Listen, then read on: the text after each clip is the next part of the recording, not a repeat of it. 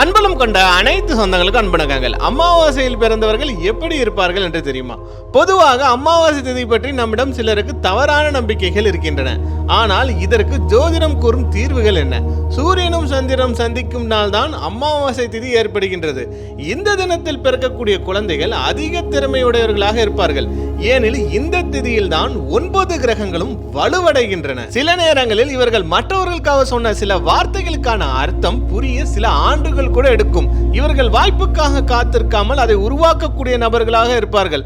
இவர்களின் திறமையை மற்றவர்கள் அங்கீகரிக்க மாட்டார்கள் என்றாலும் அதற்காக துவண்டு விடாமல் தொடர்ந்து வெற்றி கிடைக்கும் வரை போராடுவார்கள். மனதில் போராட்ட குணம் கொண்டவர்கள். இவர்கள் ஒரு முடிவை எடுத்து விட்டால் அதிலிருந்து மாற மாட்டார்கள். எவ்வளவுதான் ருசியான உணவை உண்டாலும் அதில் திருப்தி அடைய மாட்டார்கள். இவர்கள் எப்போதும் எதிலும் சிறந்து விளங்க வேண்டும் என்று மனநிலை கொண்டவர்களாக இருப்பார்கள்.